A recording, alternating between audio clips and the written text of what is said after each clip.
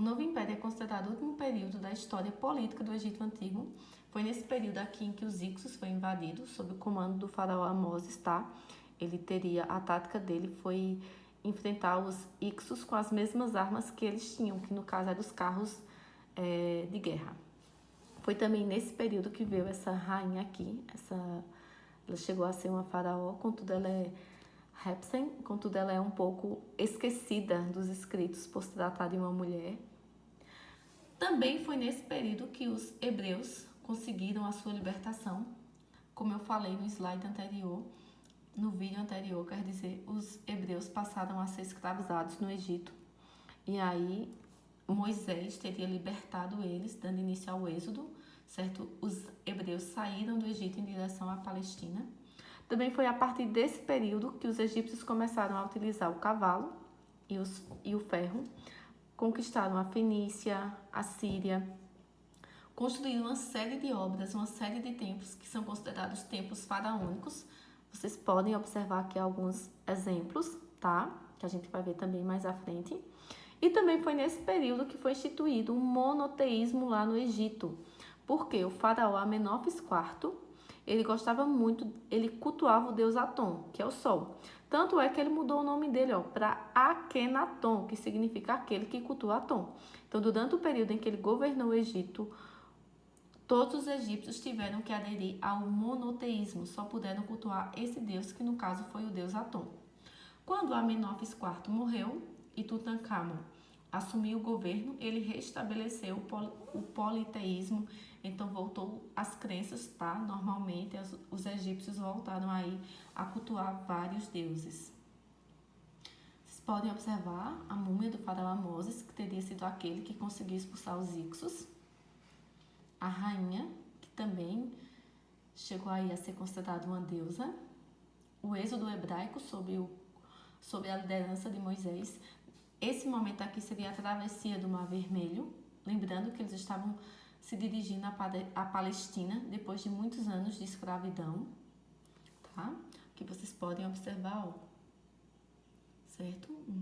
Aqui o Mar Vermelho, eles atravessaram o deserto do Sinai rumo à Palestina. Os templos, Luxor, Karnak e o templo de Abu Simbel, que foi construído a mando do faraó Ramsés II. Observa, gente. Enorme, né?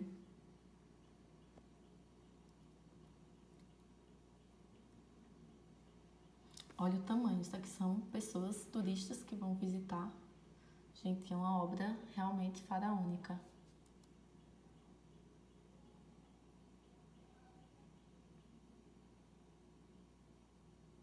E lembrando, a rainha Nefertari foi a única mulher no Egito Antigo que ela foi retratada no mesmo tamanho que o faraó, certo? Então, Ramsés, de fato, demonstrou que ela era tão importante quanto ele ao permitir essa escultura. Ramsés II, que é a múmia dele, ó, conservado para a vida após a morte. Imagens de Ramsés Nefertari. Dizem que Nefertari também foi uma mulher muito bonita no Egito Antigo. Amenófis IV, o faraó que instituiu o monoteísmo. Nefertiti, que foi a esposa dele. E há diversas representações dele aqui, ó. Ele e o sol aqui. O sol seria o deus Atom. Por isso que ele gostava de ser chamado de Akenaton, aquele que cultua Atom. Então, imagens como essa aqui serão comuns durante o governo de Amenófis IV ou Akenaton, como ele gostava de ser chamado. Tutancâmon foi o faraó menino, morreu muito jovem, restaurou o politeísmo, tá? Inclusive, ele se tornou bem famoso porque várias pessoas que foram visitar a pirâmide dele, que foram estudar a pirâmide, acabaram morrendo. Foi até criada a chamada Maldição de Tutancâmon, mas quem quiser saber mais, acessa aí, façam pesquisas. E aí, em 670, ocorreu a invasão dos assírios. depois a invasão dos persas sob o comando de Cambises, e uma série de invasões sucederam de tal forma que o Egito Antigo nunca mais conseguiu se restabelecer enquanto império. É isso, gente. Bons estudos!